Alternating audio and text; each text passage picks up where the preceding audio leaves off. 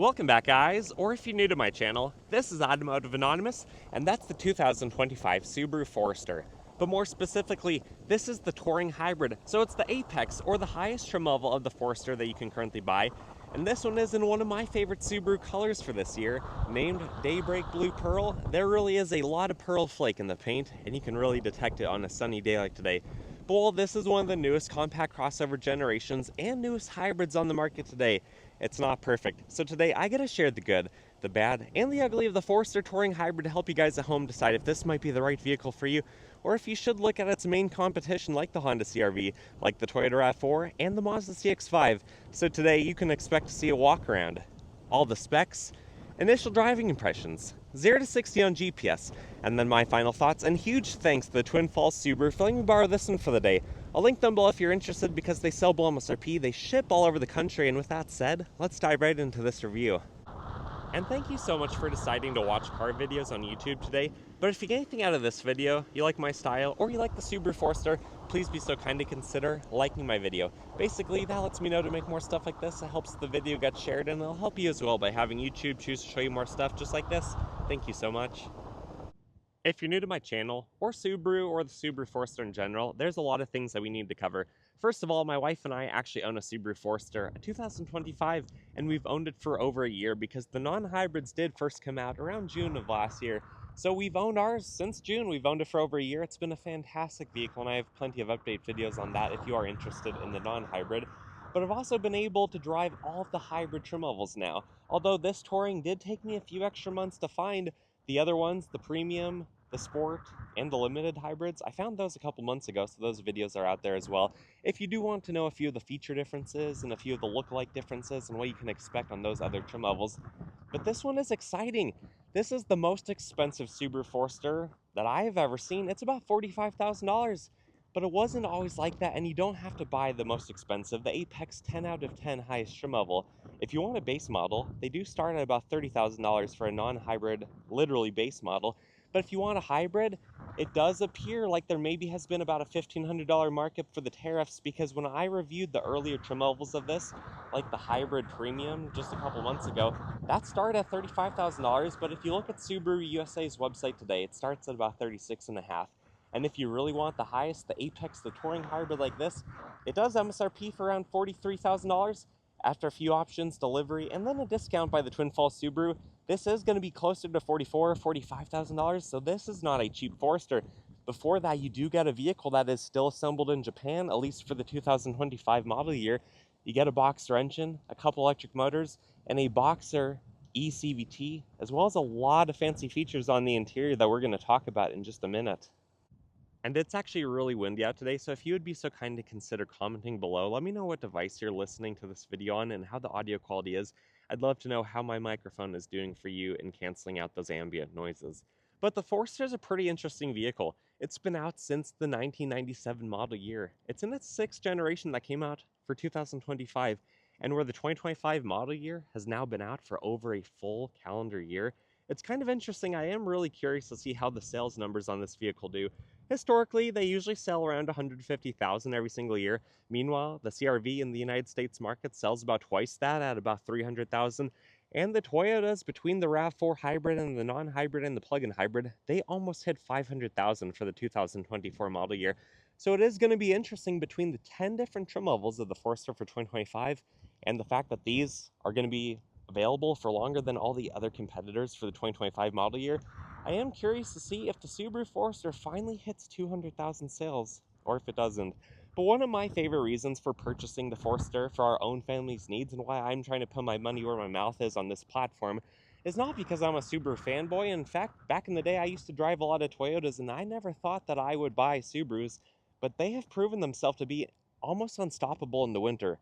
They are incredible. I live in an area that gets a lot of snow, and that's why I personally always want to have a Subaru in the family. Their all-wheel drive system, their torque vectoring symmetrical all-wheel drive system, with a good wheelbase, with good ground clearance, all the things we're going to talk about more in just a few minutes. These things are seriously so good. But beyond that, I do physical therapy as my day job. I've worked with a lot of people in car accidents. You don't want to be one of them. And a vehicle like a Subaru and a lot of the other Japanese compact crossovers really do safety well. This is a top safety pick. It has fantastic crumple zones to help, deteriorate accidents from actually damaging you. They also have a lot of active and passive safety features like adaptive cruise, lane keep assist, blind spot monitoring, rear cross traffic alert.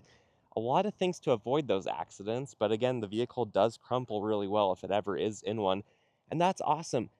But I do have to complain just a little bit. On this model, with its driver mitigation system, if you look away from the road for more than a second, which you really shouldn't be doing, but if you do, the vehicle starts to beep at you. The cruise control can sometimes be a little bit too sensitive when you are going really fast because the steering, it's a really quick steering ratio. It's awesome, but it can be a little bit too sensitive at times.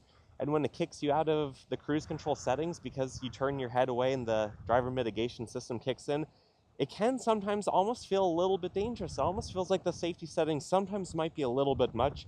So I always recommend you test drive the competition, test drive at least a half dozen vehicles to make sure that you find the right one for you. But for us, having a Subaru Forester Premium without the mitigation system, at least from what I can tell, it's one of the best vehicles that I've driven. I've driven a few hundred vehicles, but I really like the Subaru Forester. And with that said, let's get on to the fancy features that you get for about $45,000. You have a 360-degree camera system, which actually works really well, and you can even leave it on while you're driving, which is a really cool feature to have. You also have a digital rear view mirror, if you want to use that, a big power moonroof, as well as a leather-wrapped heated steering wheel. But beyond that, the front two seats, they're powered, they're heated, they're ventilated, they're leather-wrapped, and they even have suede inserts.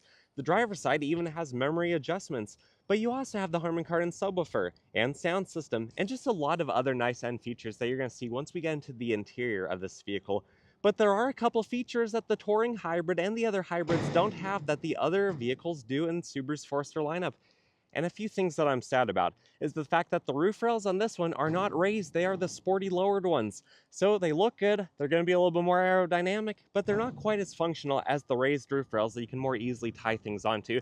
And then the fact that for this being the off-road capable Subaru Forester, with even having a 360-degree camera, because it's a hybrid and the 1.1 hour kilowatt hour battery pack is in the rear, you don't have a spare tire, unlike the regular Forester that has a spare, and that's kind of sad. Foresters in general, I think, handle really well. They drive well, they feel stable at highway and interstate speed, but also they do really well maneuvering around town, parking in the average garage, parking in the average parking space, and honestly, the hybrid is really no exception. It still has Subaru symmetrical drive. It really helps to push the rear forward to help the vehicle rotate and pivot well. But beyond that, it weighs a few hundred pounds more than the regular Subaru Forester. So this vehicle is overall about 15.25 feet long. The wheelbase is 8.75. It's about 6 feet wide, 5.5 feet tall, a little bit more if you count the roof rails, and then it weighs about 3,900 pounds. So it really feels stable and solid, especially where, again, the battery pack taking up the spare tires over the rear wheels, basically, so it really holds the rear to the ground, which is what you want for a good traction situation. And then it doesn't lose any payload, even though it weighs more. It still has a 900-pound payload capacity. So between the roof rails, the cargo area, the tongue weight, if you had a hitch installed, and the passengers, you can hold 900 pounds worth of people. You can tow up to 1,500 pounds in this non-wilderness Subaru Forester, and it still has 8.7 inches of ground clearance, a 370 final drive ratio, and it can do a full circle in about 35 feet. And then the last couple things to mention out here is whether you have the vehicle locked or unlocked, the gas door is going to remain locked because this is an Atkinson style power plant. I have been told that you need to depressurize the gas door when it opens, and that's why there is a button to open it on the driver's side dashboard footwell, similar to the Toyota RAV4 Hybrid. So kind of interesting because all the other Subaru Foresters, you can just open it by unlocking the vehicle and then you can push it open. But this one is rated for about 35 around town, 34 on the highway, and where it has a 16.6 gallon tank similar to the WRX and the Crosstrek, it is rated for a max road trip and range around town of 581 miles, or a little bit less if you go on the highway at lower speeds. And then it has a 235 50/19 tire, has about 930 seconds of tread on this Bridgestone Transit tire. It is just a basic all-season tire. It's probably going to last for at least 30,000 miles. I would assume tires will wear out probably a little bit faster on this vehicle than a non-hybrid because you do have a few extra 100 pounds of weight that's pushing down on the tire. But overall, it feels really good on the road. And then this is your key. You have lock, you have unlock, you have power liftgate, you have panic button, but honestly, you can just leave that in your pocket because you do have proximity key features right here to lock and unlock the vehicle. The driver's side door panel and entryway of the Forester has a lot of good things going for it, and there's a lot to talk about.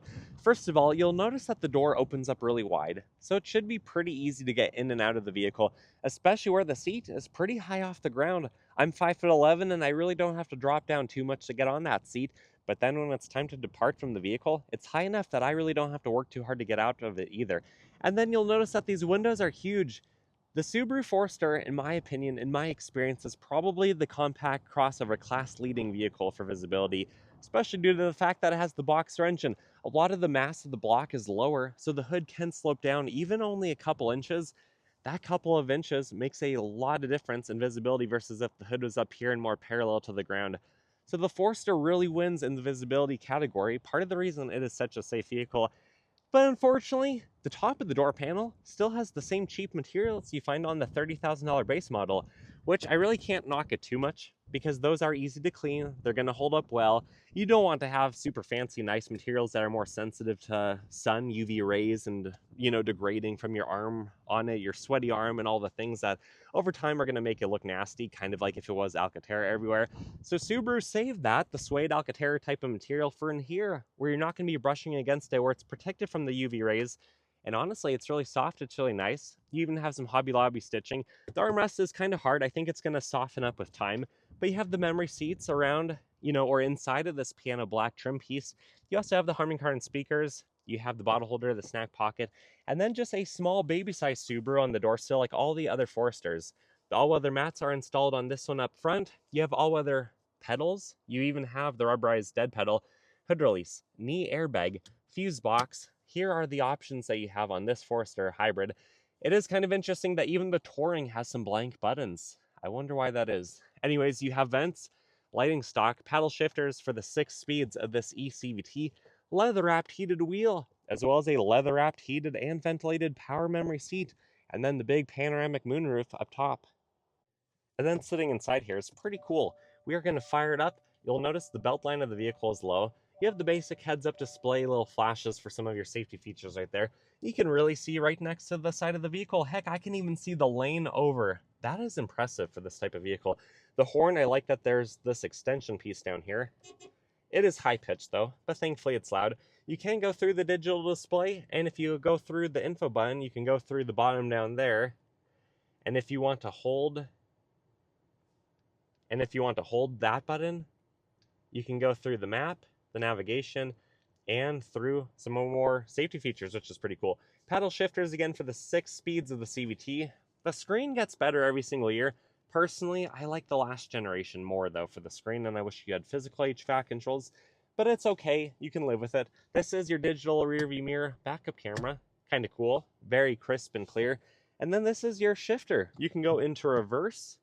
It'll pull up a few extra safety settings right there. But if you want to go into the camera 360-degree mode, you can do that too. And it's really cool how well this works. The graphics could be a little bit better, but honestly, it's actually pretty impressive how far away from the vehicle it's showing. It's showing about 1.5 to 2 actual parking spots over. It even shows the truck that's parked over there. That is pretty impressive. And then you have some regular plugins down here. You have the wireless charger, and then you have a pretty good size center console, and it doesn't have any plugins, unfortunately. Up top, you have these controls right here for what you can adjust on it.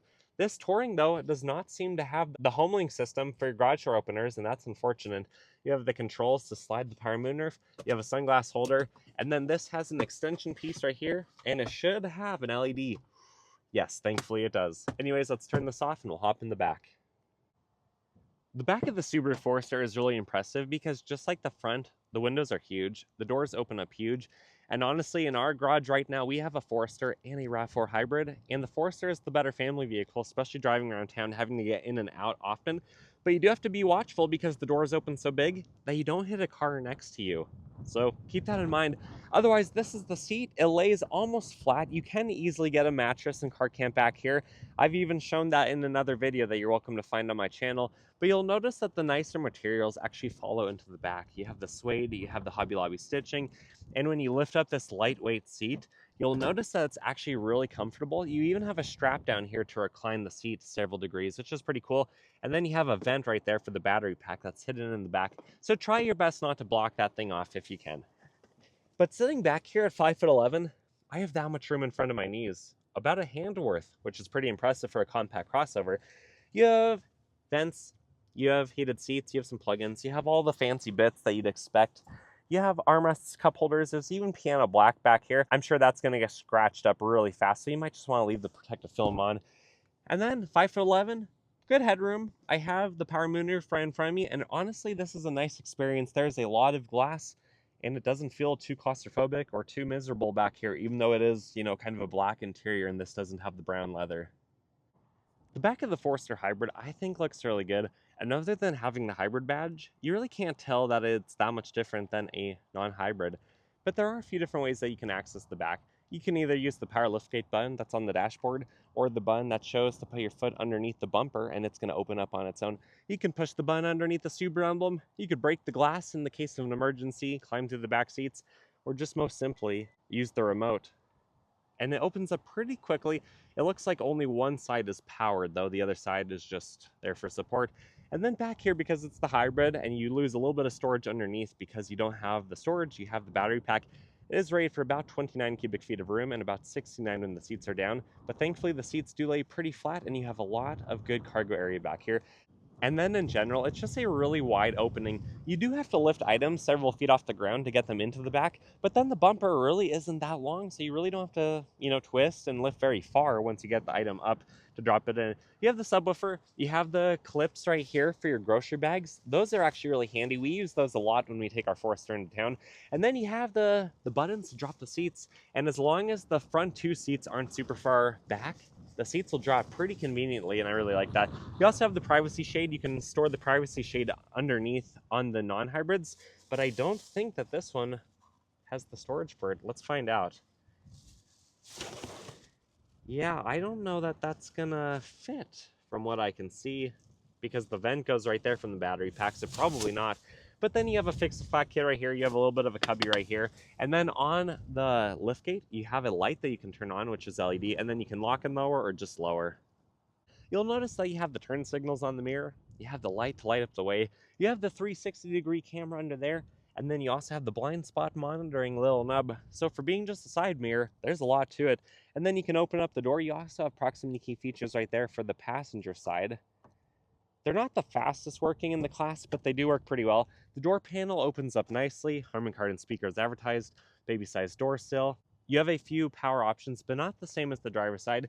And then unfortunately, you don't get any side transmission tunnel storage like you do on the Outback, or above the glove box like you do on the Outback. There's also not a 12-volt plug-in like there is on the Outback either. But with that said, let's come around to the front. I'll pop the hood, and I'll show you what the 2.5-liter hybrid boxer engine looks like. And there's a lot to talk about under the hood.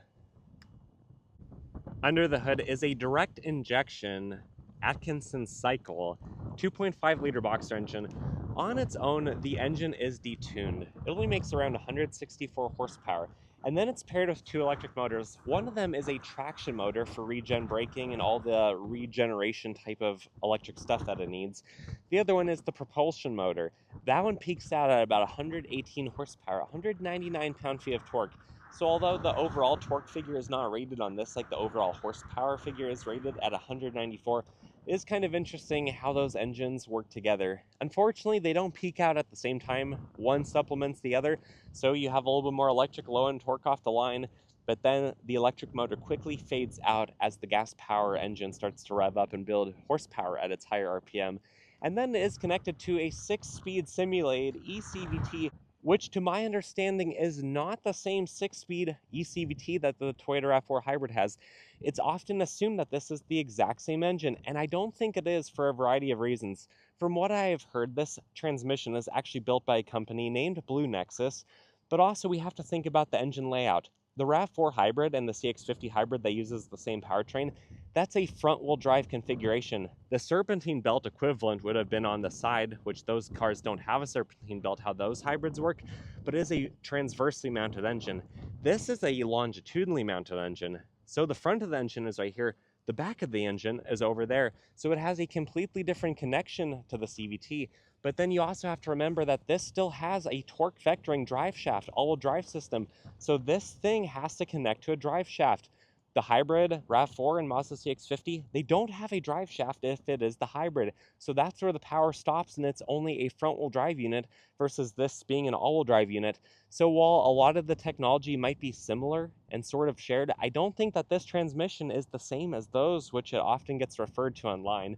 And then we have to look at everything else around here. You do still have a small serpentine belt, so a few of the features are absorbed by the hybrid system, but you still have a few things running off of that belt.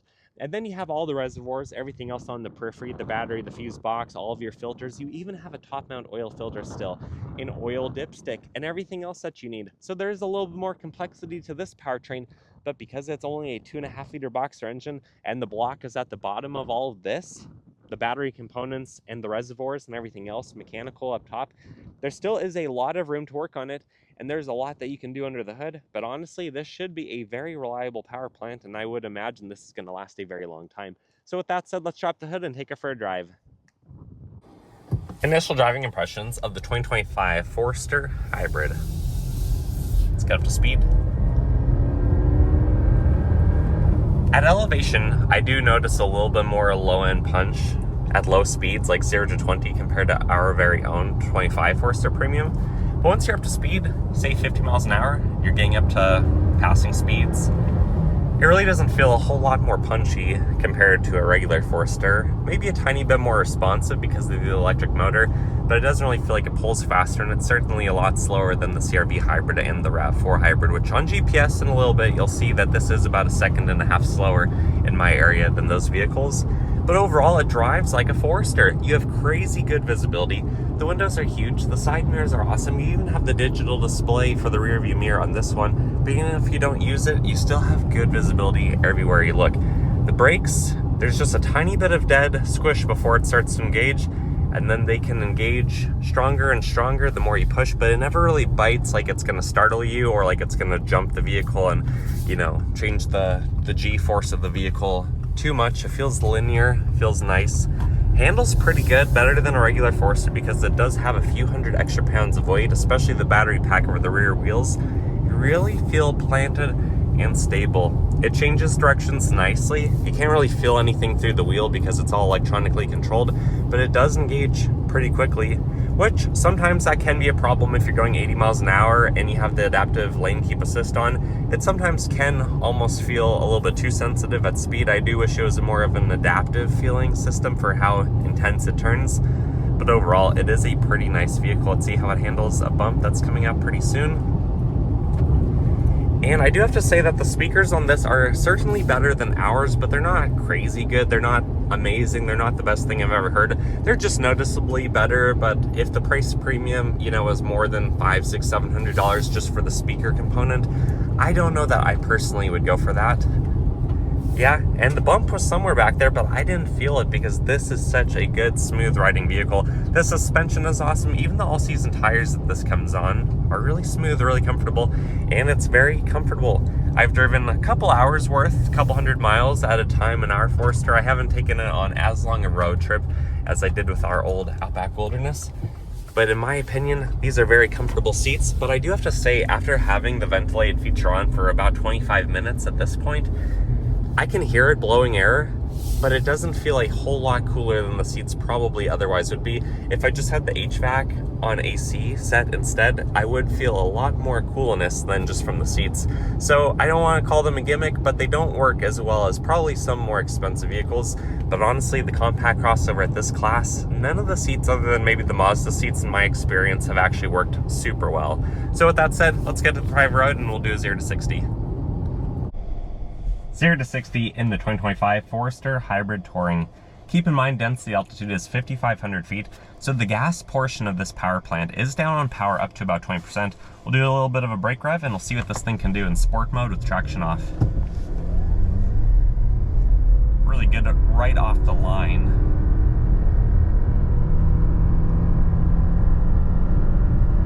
And true 0 to 60 came in at 9.28 seconds, which is a little bit slower than the RAV4 and the CR-V hybrids. My final thoughts of the 2025 Subaru Forester Touring Hybrid is overall, I do think that this is a very good vehicle. I think it's very safe. probably going to be very reliable, especially due to the fact that it's not overboosted, it's not overpowered. It should be a pretty low stress powertrain. It should be able to last a long time. And while it's not class leading on MPG, we have to remember that this actually has a drive shaft. It actually has a torque vectoring system. But unfortunately, because of all that, unlike the hybrid system of some of the competitors, it is a little bit slower. It is going to get a little bit worse MPG, and it's not going to have a spare tire. So for being the most off-road capable hybrid for the majority of, what this competes against, it is kind of sad the trade-offs that it has. But for $45,000, the interior of the vehicle works really nice. Most of the features seem to be high-end. They seem to work well. The ventilated seats seem to be the biggest feature that I was a little bit disappointed in.